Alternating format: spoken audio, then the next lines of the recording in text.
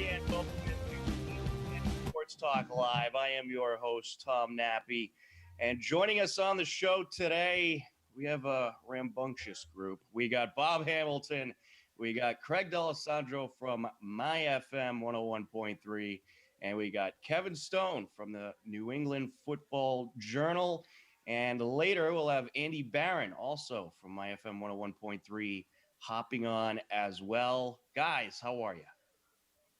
Doing good, Tom. Doing good. Another day in paradise. Absolutely. Well, we got the Bruins who are going to be playing tonight against the Islanders at 7:30 in Game 3. That series is knotted up at 1 apiece. We got high school sports, of course, the spring season in full swing, and believe it or not, we're already within a couple weeks of the postseason, so it is just flying by. But today, we had some big breaking news from the Boston Celtics. After losing their game last night to the Brooklyn Nets, and a game which really they just got dominated, they had some big breaking news today. Danny Ainge is essentially retiring. He is stepping down from his position of president of the team, and Brad Stevens has been named the new president. Brad Stevens, of course, has been the coach for the last few years, and now he's the team president, which means they're going to need a new coach for this upcoming season. But some big things happening with the Celtics, and I can't think of any better of a time than today for the Celtics to drop this news, because you just had this huge, awful series loss to Brooklyn where you just got absolutely dominated. And pretty much you're about to be criticized probably for the next month or so. So rather than deal with all that, let's drop some big breaking news. Let's announce Danny Ainge is gone. Brad Stevens is the president. I think it was a pretty smart tactic, guys, that dropped this news today. It was right out of the Red Sox playbook. Yeah. That is so true. So what are they saying? Brad can't coach, so they're going to promote him? Exactly, right? If you looked up failing up in the dictionary, the definition of failing up in the dictionary, it's Brad Stevens' picture right next to it. He has been, to me, this team's quit on him a long time ago, and now for him to essentially to me, he's essentially being fired as the Celtics head coach and being elevated to Celtics general manager, player of operations, whatever you want to call him. To me, essentially, he's been fired as coach, and now he's in charge of putting together a team, giving him a job that he's never done before. So I'm kind of concerned on that front, but we're gonna see. You know, big summer there for bold Braddy. Absolutely. I kind of like the move because I think he wasn't respected as a coach. The players didn't respect him. I don't think they liked him very much, but I think I could see this being a good role for him, because I do think he's obviously a smart guy, and I don't know. I'm pretty optimistic about this. I think he's going to be better in this role than he would in a coaching role, because he doesn't necessarily need the players' respect now, and he could bring in some veteran coach that the players will like, and he could, still have his fingerprints all over the team as far as bringing in talent. And I'm very curious to see what he's going to do. I mean, obviously, he doesn't have really any experience in a role like this, so it's definitely going to be a very different position for him. But I don't know. For some reason, I'm pretty optimistic about it. What are your thoughts, Kevin? It's it's a weird scenario just because you're basically admitting that you failed as a head coach, yet you're accepting a promotion. The first thing that came to my mind, I don't know if you guys are Seinfeld fans or not, but it's like when Elaine hired the guy that dressed in camo, and he just kept writing the most ridiculous things, but he kept getting promoted for no reason whatsoever. So it's really weird. You got to think money's involved. Obviously, he still has 5 or 6 years left on a contract. So they didn't want him leaving, and going and taking another job anywhere else. So the next best thing, I guess, is just, hey, here you go. Here's a promotion. Do you want it or not? And then once he took it, I don't know, man. It's a weird scenario, but I'm with you. Just at least entertainment-wise, the storylines are endless now. It's going to make this summer very interesting. So I don't love it, but again, entertainment wise, it's awesome. To me, it looks like just a business move. I don't see Yeah. what is this going to do for Brad. It's not like he can go be a coach in Los Angeles or Chicago or someplace. Once he moves to the front office, I say he's done. He won't be coaching anywhere. And then what other front office is going to want him? So I think you're right, Tom, that it's a way for them to get out of his contract, move him up, keep him for a year or two, and then maybe move him out and maybe save a few $1,000,000 doing it. But in the meantime, they've got to find somebody that can coach the team. Right. And the coach search should certainly be interesting. I think now with what happened with Brad Stevens, if in their coach search, they're probably going to go for an experienced coach, a veteran, or maybe a former player. You know, I always thought of Kevin Garnett getting into coaching, and KG's a guy that players will certainly respect. He knows the game. Uh, he was an unbelievable player, and he demands respect. And he is a guy that I don't think any player would want to get on the wrong side of. So I could picture somebody like KG or anyone else who is experienced that demands respect. I don't see them going after another coach from the college ranks who's a young guy. Clearly that didn't work out. But I'm curious to see what Brad Stevens does. And I'm also curious to see, does this mean he's the GM or is there going to be another GM brought in? I can't imagine Stevens is also going to be the GM. So I could see them adding someone to work with Stevens as far as putting together this team. But I think this role is probably better for him than a coaching role would be at this point, especially with this organization. But besides the contract stuff, I also think that team leadership likes Stevens. They didn't want to ship him out. They wanted to give him a role. They wanted to keep him around the organization. They like the guy. He is a very likable guy. But I'm curious to see what he does. It's going to be very interesting. But I'm just hoping that they'll bring in a coach like a KG or someone that demands respect, so we won't have all these issues that we've had the past couple of years with players essentially just shipping out, just turning their brains off essentially as the season goes on. Because I do think that this team does have talent. I think there is potential. I think the talent that was on this team is a lot better than their record says. So I think you bring in a guy that demands respect. I think you could really turn this around and you could get back to being the competitive force that you were. But let's also not forget, I mean, they did make the Eastern Conference Finals last year.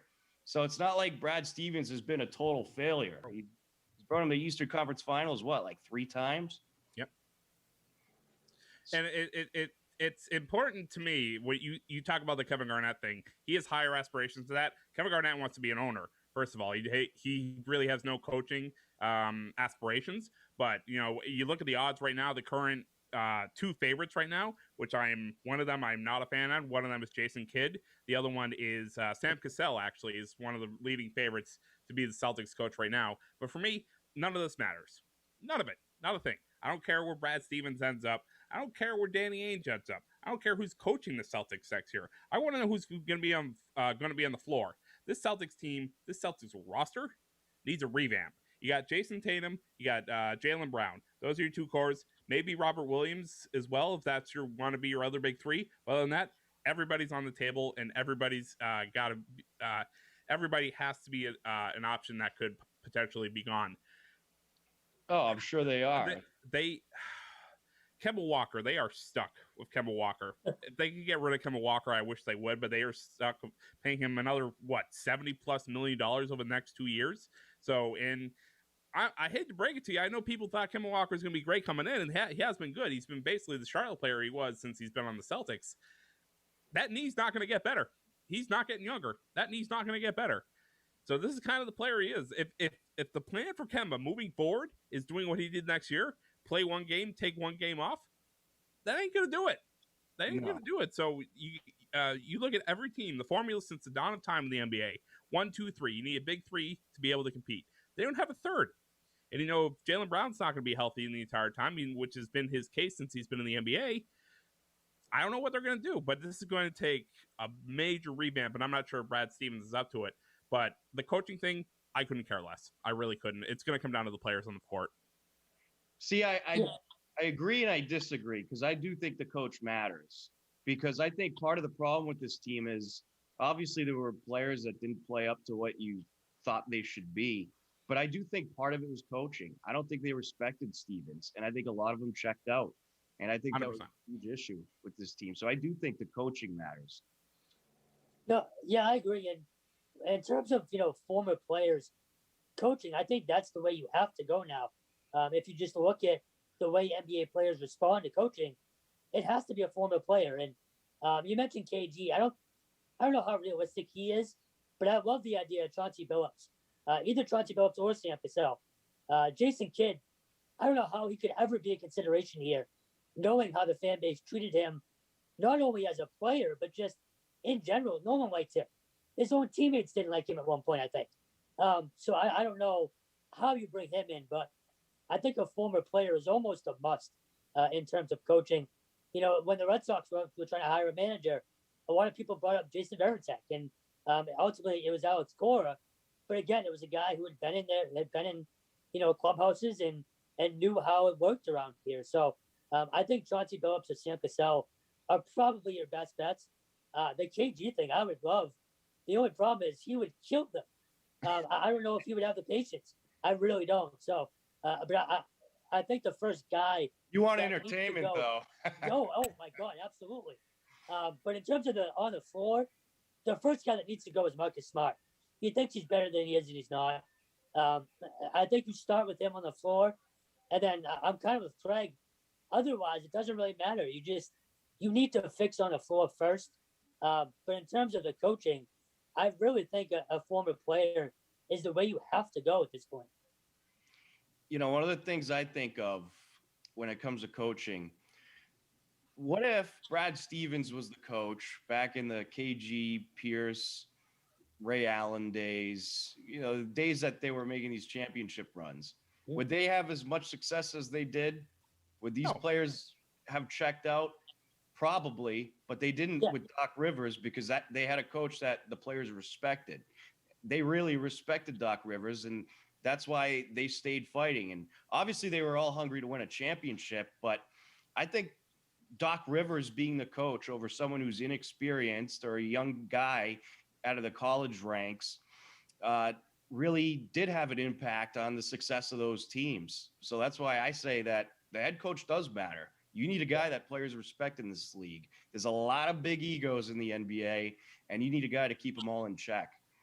I agree with you somewhat, Tom, but I think Kevin and Craig are right too, that from my perspective, there's no reason. I can't understand why you call him a coach.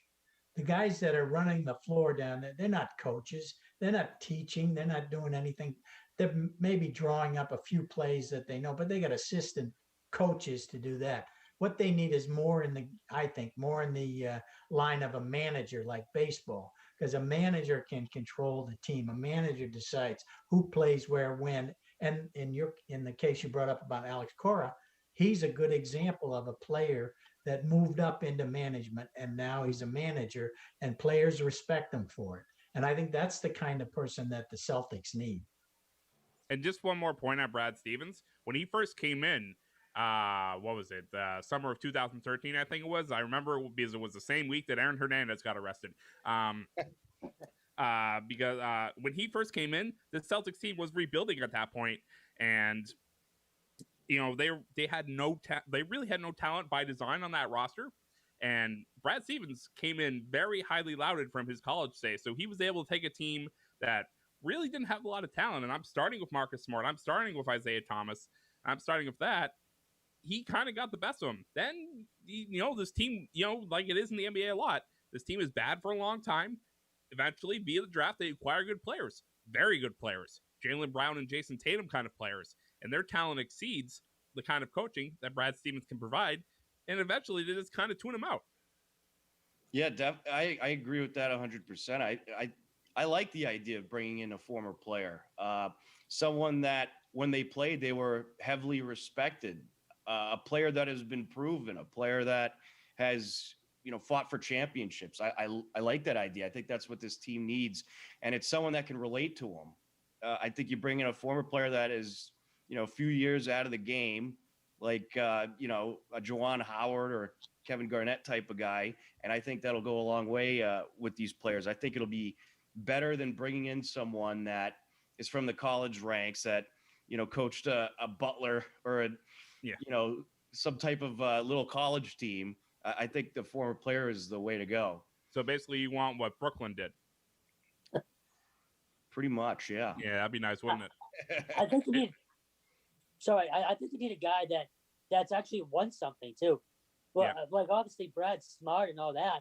What about Paul Pierce? Where's he at? Maybe he wants to coach. Yeah, and that's the thing. Like at some point, rings have to do the talking.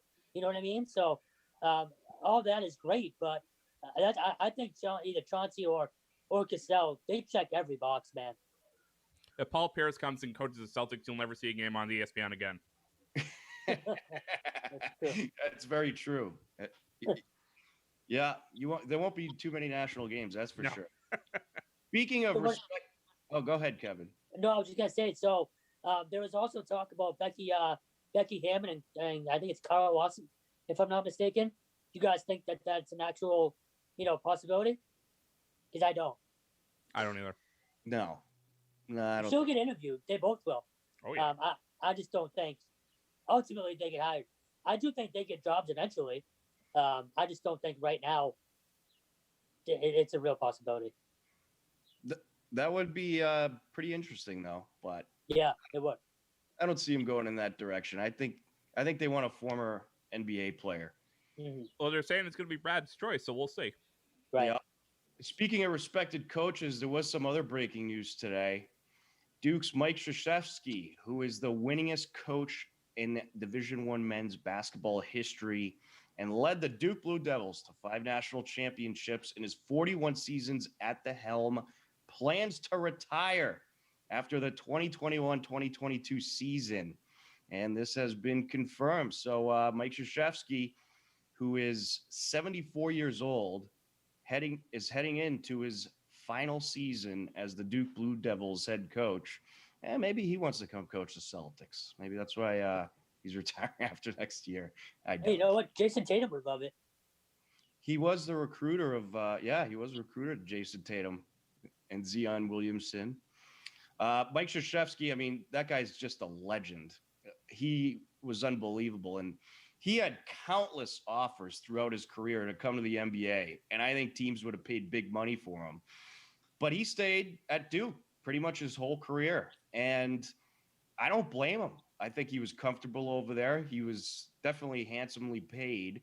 And he liked it over there. And I don't think he wanted to deal with the egos of the NBA. I think and as you guys mentioned earlier, in a lot of situations in the NBA, and I think Bob put this nicely, you don't really get to coach.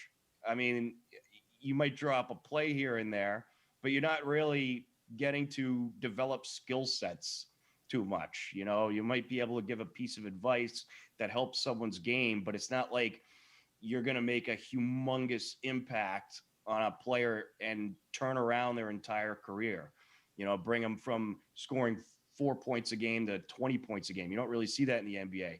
But in college, that is possible. And you could definitely do that in college because these players are still developing.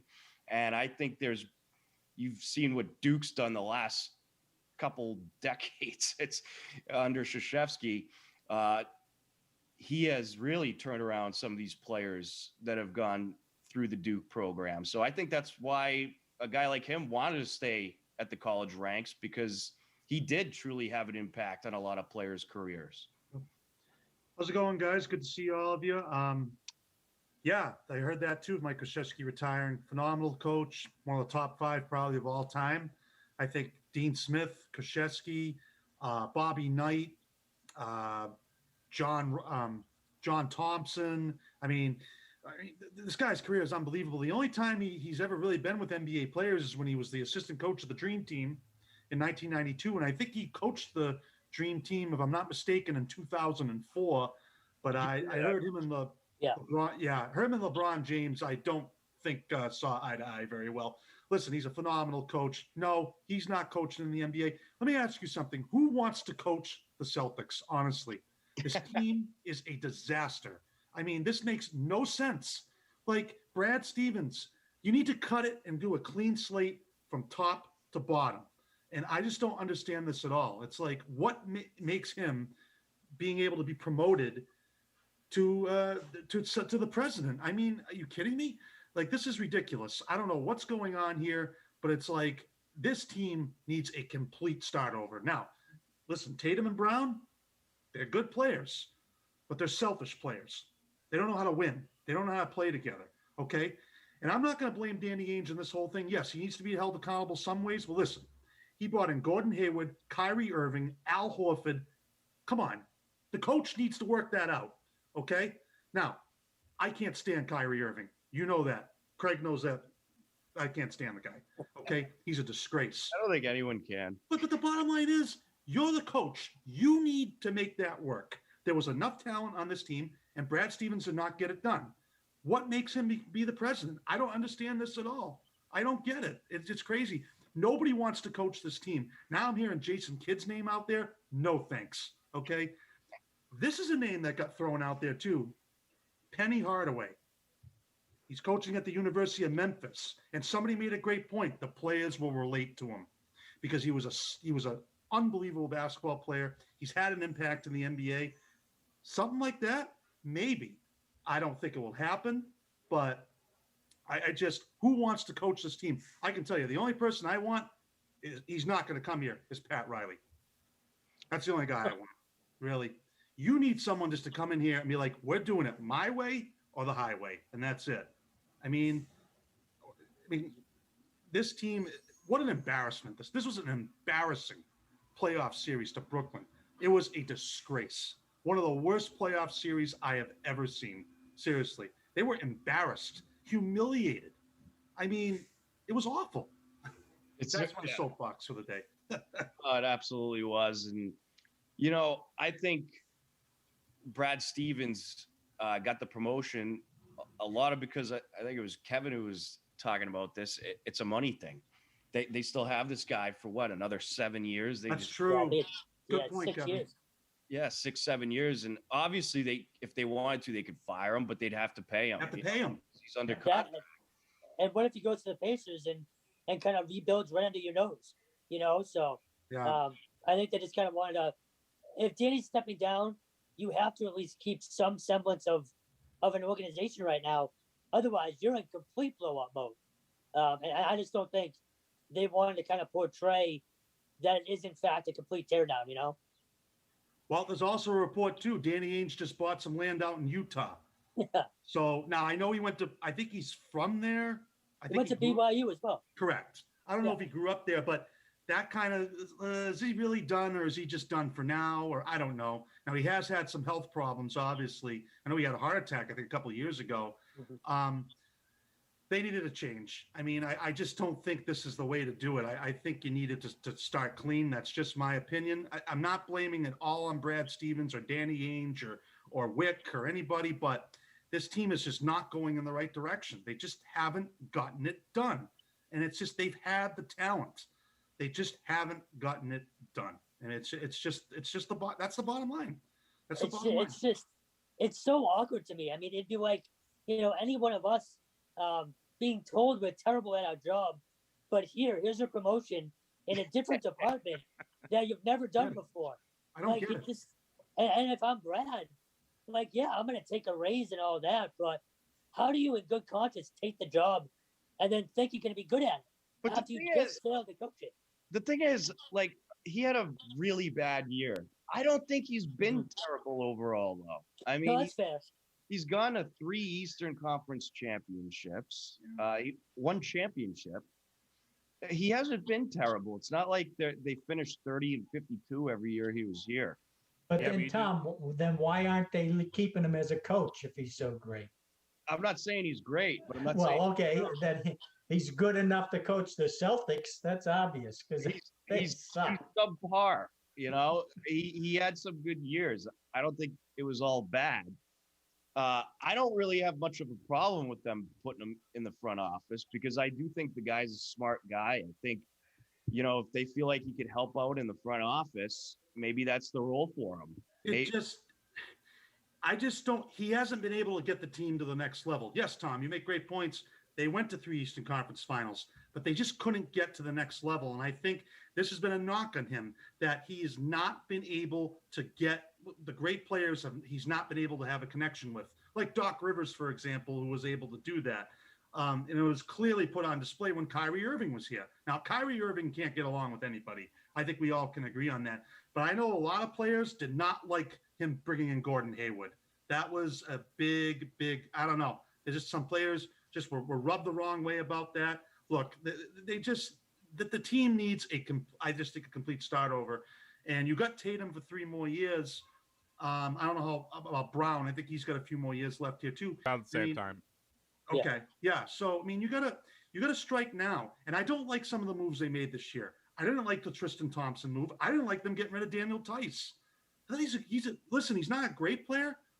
He's better than the guy you brought in for him. I thought Robert Williams did get better this year. I think that is a plus. But Kemba Walker's too injured. This team has just never been able to get together. I don't know really if it's going to matter who the coach is, to be honest with you. I just don't know. I just think in the NBA, it's just the way the league is going. Really, outside of Greg Popovich, maybe an Eric Spoelstra, who else really is that guy coaching? I just don't know. That's just what I see. One last point on the Danny Ainge thing, and I think Tom said this best. 1 NBA championship. He's been there for almost 20 years. This is a franchise that people point to as, the culture of winning or the most professional team in basketball or anything. They haven't won a championship. They've won 1 championship in 35 years. Yeah. That is Great true. point, Craig. That has been a disappointment. Yeah. And then you just look at the front office. You look at what the Nets were 2 years ago and where the Celtics were 2 years ago. 2 years ago, Celtics competing for NBA championship. 2 years ago, the Nets, I don't know, what were they competing for? Lottery picks near the bottom of the lottery? Now look at them. Nets are probably going to run all over Philadelphia in the end, or Milwaukee, or whoever that's going to end up being. And 2 years, and it does not matter the moves, who you put in what position and what office. Who you put on the court is what matters most. All right. Well, I'm sorry. Finish your point. I think Brooklyn is the favorite to win the title. I can't stand them. Who's going to beat them? Really, who's going to? The only team I could see them giving them problems is maybe Utah, but I don't know. Maybe. Who's going to beat them? Really, Gordon Hayward and the Utah Jazz. But the Nets, though, they somehow were able to recruit players here. They built a super team. To Brooklyn? Yes, New York. In the state of New York? Yeah. Oh, okay. Now. You get where I'm going with that? I do. The Celtics kind of did it a few years ago when they got KG and Ray Allen and all those guys. Yeah, that's when players still cared about banners, though. I don't care about that no more. But those are the teams who win. If you could find a few years that you could put together a super team, the super teams win the championships. Name a team that hasn't been a super team recently that's won an NBA championship. 2005 Detroit Pistons are the only team I can think of. Oh, you have to go back 16 years, huh? Yeah. But I think that's even. All right. Well, there's been a few, but I think the majority of teams that win championships in the NBA, they are super teams. Yeah. Yeah. 100%. I agree with you 100% on that. So really, the key is: can the Celtics put together a super team? Well, they did. They did, but can they do it again? They've got a bunch of variations. You had Horford, you had Hayward, you had Kyrie. So now it just comes back to, is that a Brad Stevens thing? Because, you had your super team, 3 or 4 years in a row. Now, injuries screwed you over and all that. But Hayward breaking his knee in half on the first game in a Celtics uniform, that didn't help. 4 years ago, the starting 5 on this team was Kyrie Irving, Gordon Hayward, Al Horford, Jaylen Brown, and Jason Tatum. That's a super team now, or was, not anymore, but when that was formed, that was a super team, or it was supposed to be. I agree with that. Yeah. Well, look at the Brooklyn Nets head coach, Steve Nash, right? Former player, really good player, a guy that the players respect. And he has Kyrie Irving in the locker room. He has James Harden. He has Blake Griffin. A lot of big egos in that locker room. Kevin Durant. I was worried you were going to say leaders. Well, no, I'm saying big egos. Yeah. Oh, It's yeah. true, but No, they're not leaders. They're No. great players, but they're not leaders. No. no, that's true. But if you watched, his huddles last night, Steve Nash might have said about 4 words in those huddles. Right. The You know, players so run I'm- the show in this league. Yeah, They run the show. I mean, Yeah. it's not like the NHL or no. The players run this league. They've done it for a long time. Right. But Tom's right. I mean, very, very few. You have to pretty much have a super team in order to win. I mean, now in the 80s and 90s, it was like that, but it wasn't. Like it was more defense. There was more coaching, but the team. I didn't think the league was as watered down as it is now. I think that's the other thing. What You I was know, going to say, though, is once you have that super team, you also need a coach that they respect. Of Now, course. what if Brad Stevens was the coach right now, the Brooklyn Nets? Would they be as good as they are? No. I think so. do you really think they respect Steve Nash though? I think they would. I think they respect him more than they would of Brad Stevens. Yes, I agree 100%. with that. So that's Wait. fair. Yeah. He was a great. Steve Nash was a great player. Oh, he's He's an amazing. excellent player. He He's was one an of my favorite players unbelievable to player. watch. Yeah. Yeah. So at least he's got some experience. So yeah, they're going to respect a guy like Steve Nash over than Brad Stevens. Listen, Brad Stevens is probably a really nice guy, and he was a great coach in college. There is no doubt about it. Oh, mean, excellent. He but- took a nothing program He and just won a brought national title with him. championships. Yeah. But it's just, this is a different league. It's just a different step. I mean, look at the disaster Rick Pitino was when he came to the Celtics. Oh God. I mean, Right. man, Bring him back. That's what I want. See, why do you think Mike Yeah, Krzyzewski but you're a fan never of wanted to go to chaos. the NBA? Yeah. Mike because of Krzyzewski that. Yeah. never wanted to go to the NBA because he No. probably thought of guys like Rick Pitino or Brad Stevens or all these guys from the college ranks that had success in college that went to the NBA and fell flat on their face. I think that was part of it, but I think the main reason was he liked working with the young players, Yeah. players that he could actually develop and teach. I think he loved that part of his job, and that's why he stayed in college. But also, I'm sure there was a little piece of him that's had thought about it at times because there was so much money involved. But he probably said, he thought of all these other guys that tried it, and it just didn't work. Yep. It's just one of those things. I mean, there's great college coaches, there's great pro coaches. There's some that just can't.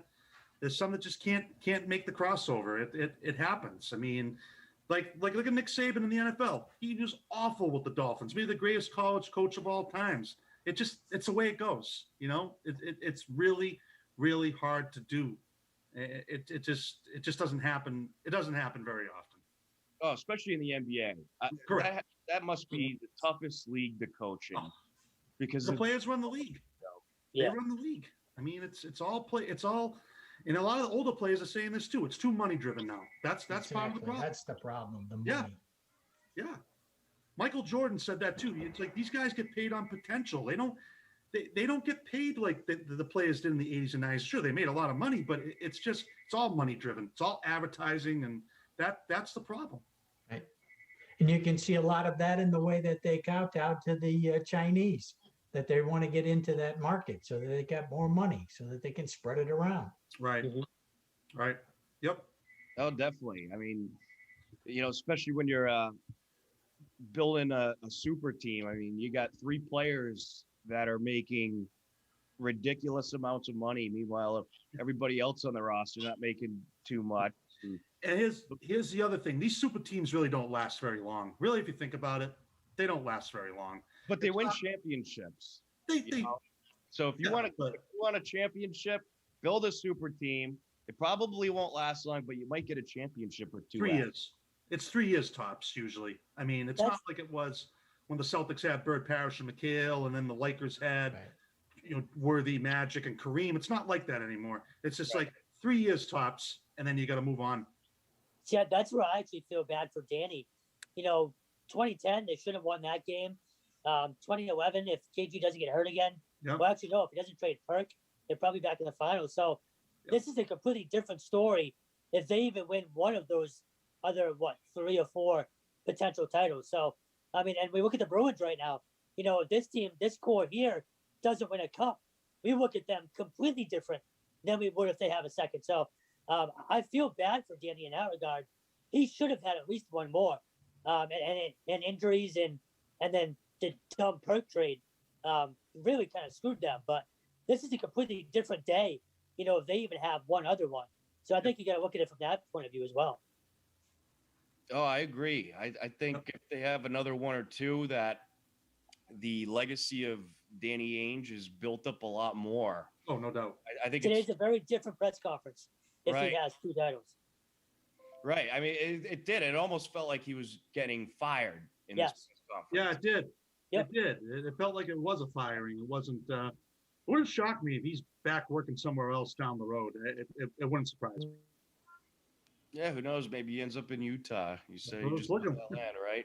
But yeah, it wouldn't surprise me either.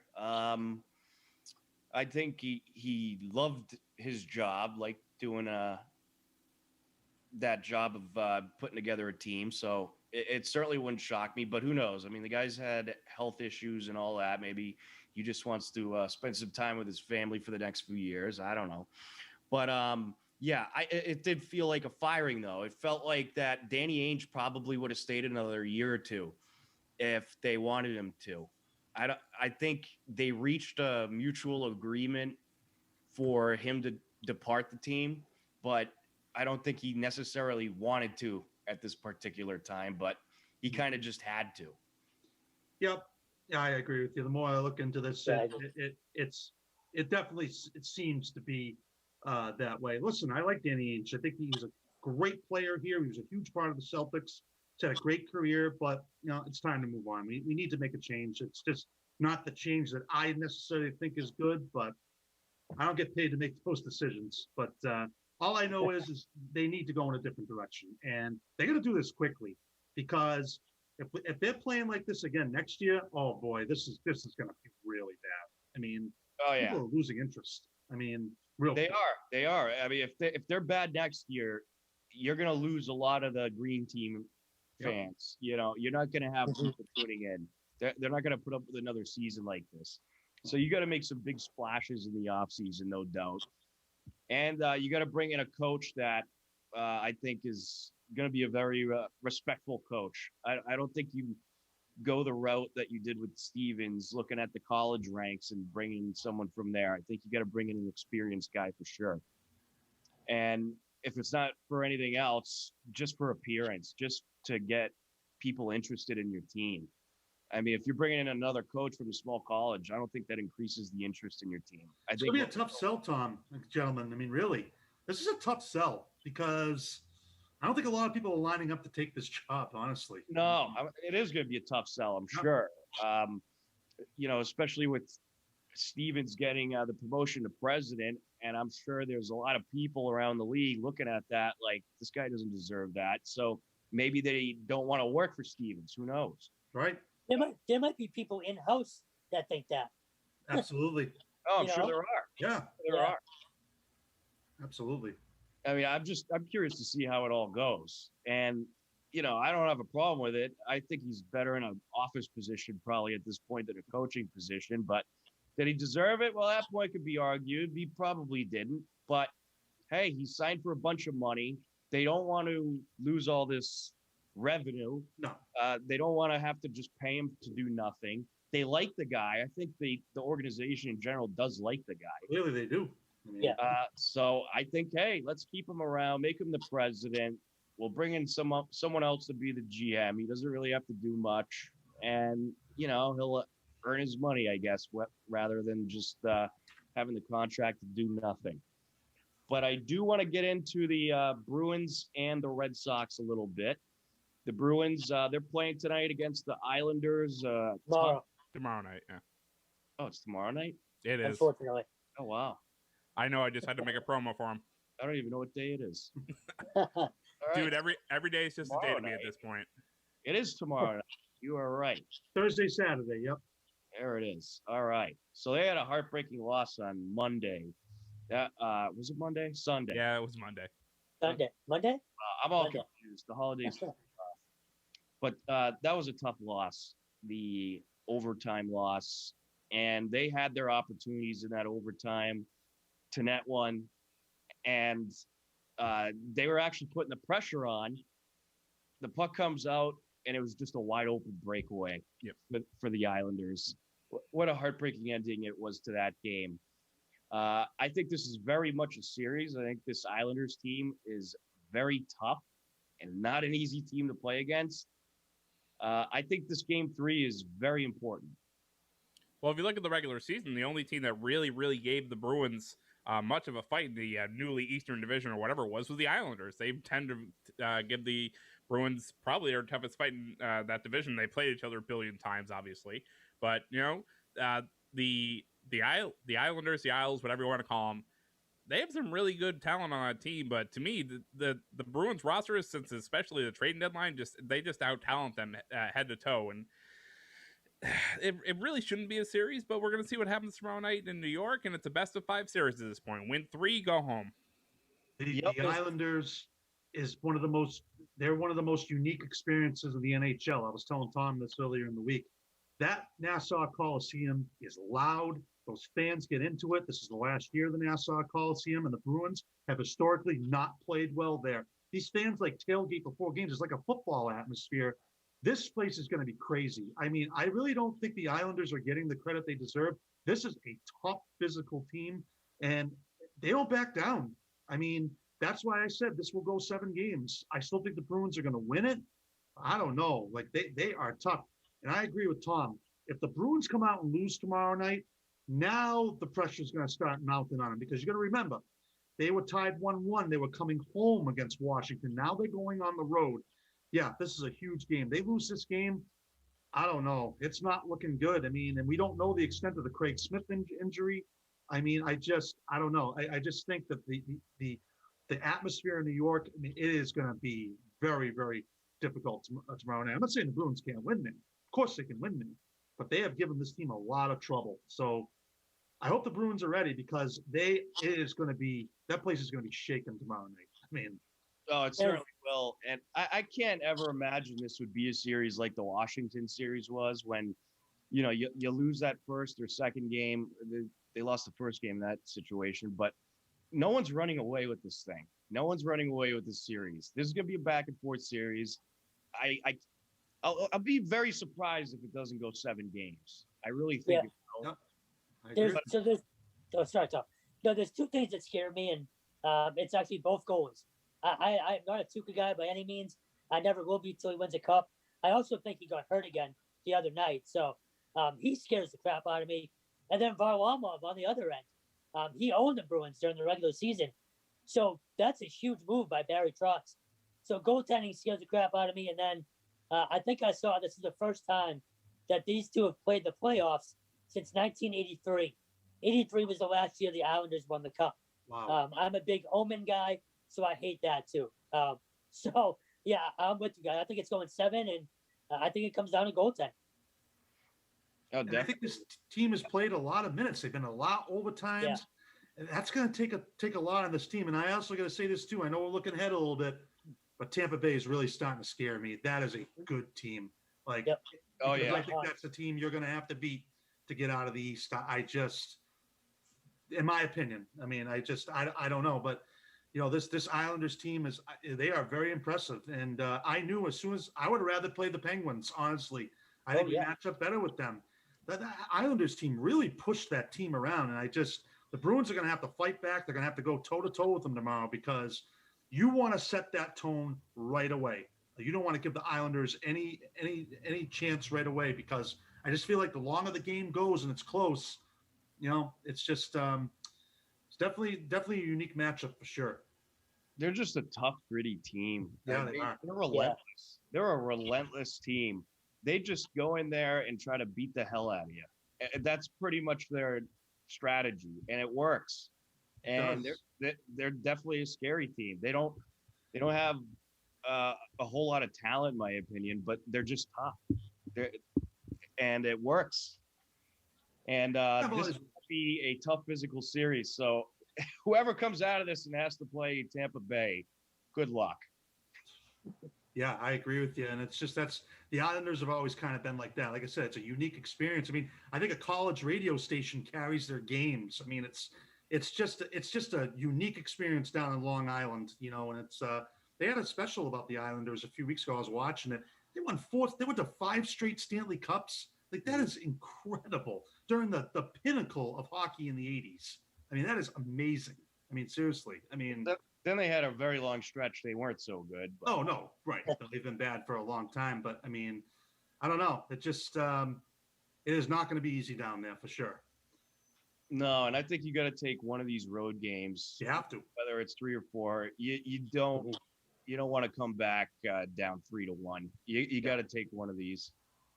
And you're going to just have to pull out a win. And, I thought Tuukka played pretty well in game 2, especially in the second and third period. The third period, I thought he played excellent.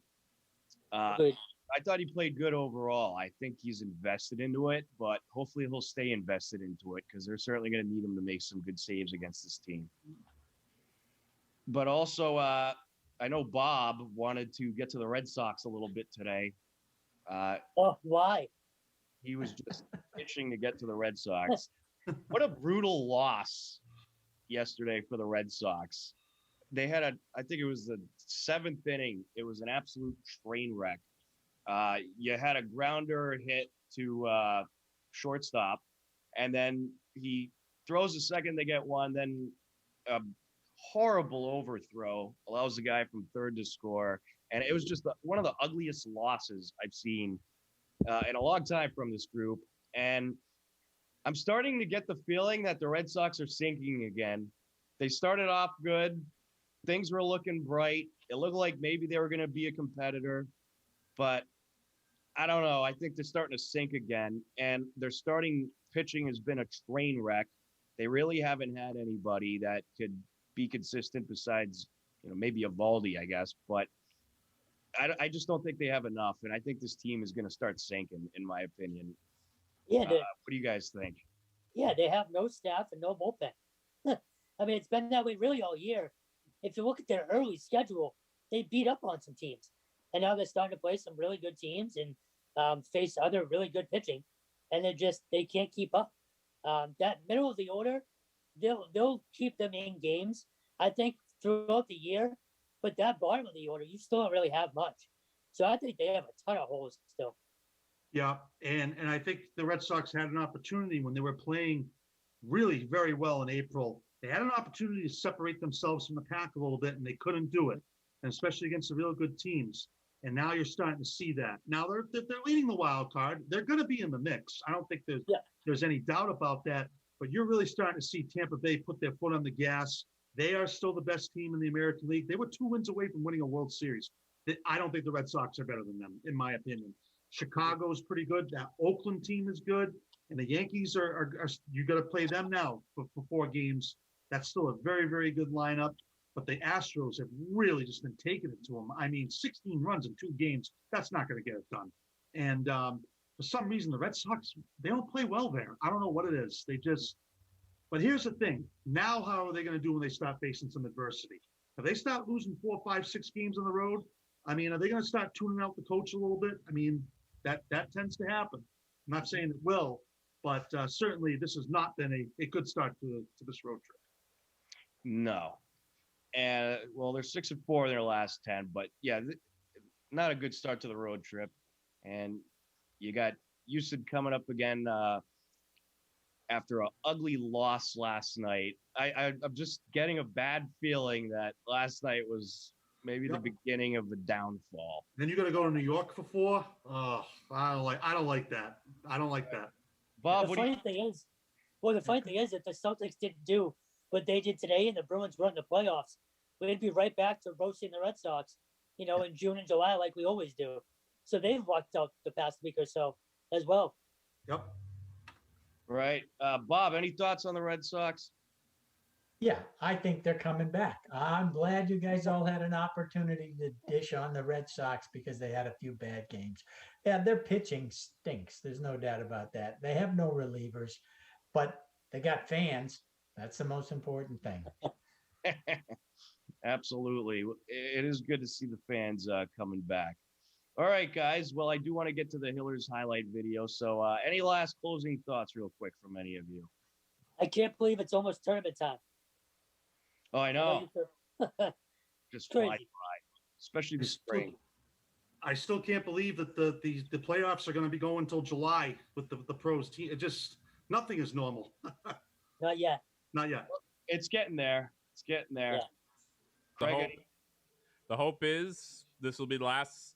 This will be the last bit of the new normal for us, and heading into the fall again, things will starting to get back to the way they were. Because don't forget, things weren't like this just last year. They were like this last year. The year before that was the football season as well. So hopefully this upcoming fall, things will be back to what were normal, and we will all maybe get an extra half hour of sleep, because we know we don't sleep very much.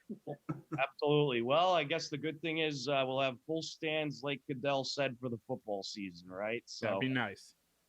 All right. Well, that's Craig Alessandro, Andy Barron, Bob, and Kevin. Thanks so much for coming on. And right now, here are the latest Hopkinton Hillers spring sports highlights. Thanks so much for watching HCAM Sports Talk Live. Enjoy the highlights.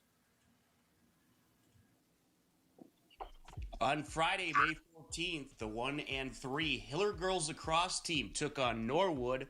The Hillers rallied in the first quarter. McCulis rushes in, shot, and it's in. 1-0 Hillers. Picked up by Dacey. Feeds it over to Catherine Dacey. You got Emma and Catherine Dacey both out there. Here comes the Hillers once again. Rushing in, shot, and it's in. Jamie Arena makes it 2-0.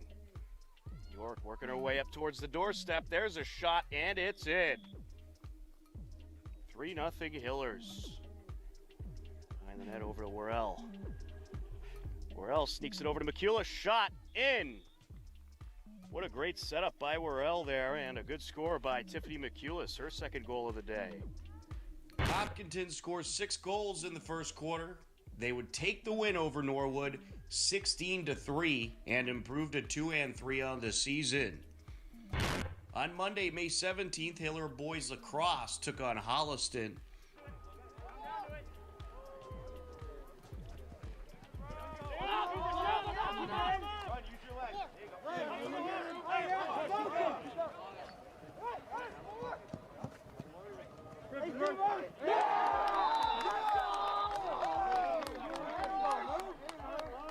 The Hillers took the match 11-8 and improved to 1-3 on the season.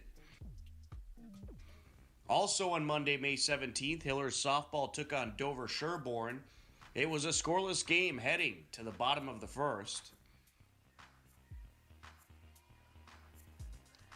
And this is going to be up the left side. The throw home is going to get away from the catcher, and the run will score.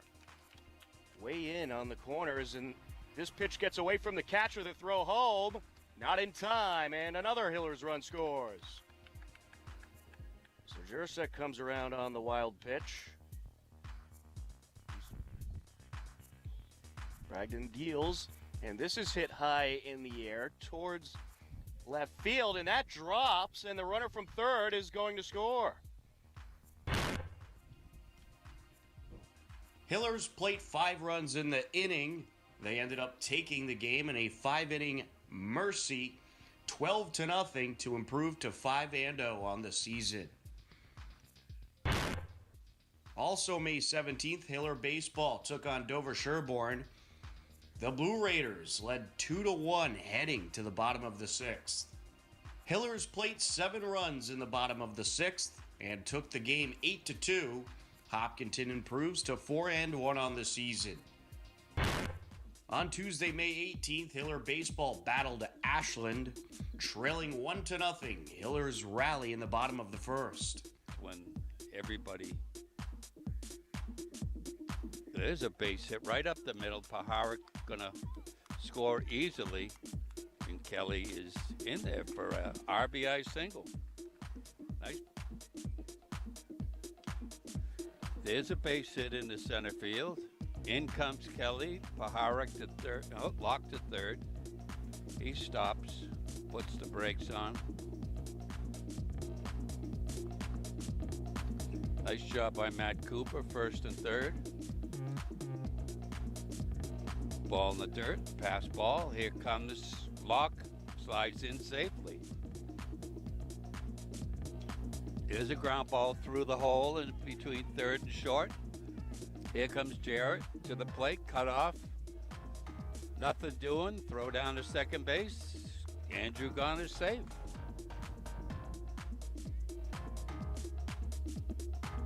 There's a ground ball beaten down the third baseline, picked up by the third baseman, and he has to eat it. Andrew Gunn scores. A 6-3 Hillers lead heading into the bottom of the second. Connor Kelly steps to the plate. Before getting hooked by Coach Simos. There's a fly ball deep. That's going back to the fence, and it's gone. Connor Kelly. It's a bomb to right field. Little repeat of last night's action.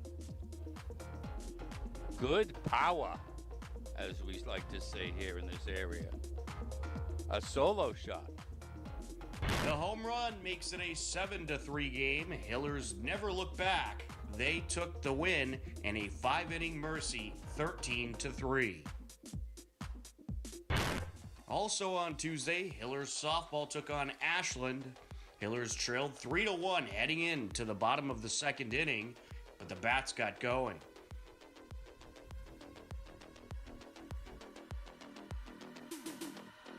Line up in the pitch. Gets a piece of this one, and that'll drop into left field. Here comes one run in to score. It's a 3-2 game, and Harrigan going to advance to second. Line up in the pitch. And she rips this one into center field. That gets down, and we are knotted up at 3 apiece. And now DeSimone will advance to second. And she gets a good piece of this one. That'll drop into center field. And here comes one run to score, another runner right behind her. And here comes yet a third run. And that is a 3 RBI double by Catherine Morse. She clears the bases. 5 runs score in the bottom of the second to make it a 6-3 game. Hillers add 4 more runs in the third. That's the deal. And this is hit in the air over to right field. That'll get down. Alex Young going to be waved around third. Here she comes to score. And now McCluskey continuing to third, and it's an RBI triple. Fouled away, and it got away from the catcher, and here comes a run to score, and the throw's off the mark.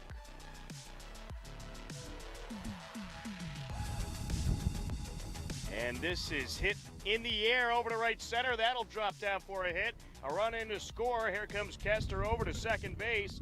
She's going to keep going to third. The throw, not in time. An RBI triple for Kester. And this is hit in the air to the wall, and that'll drop in front of the wall. Another run around to score. Morse heading to second, an RBI double.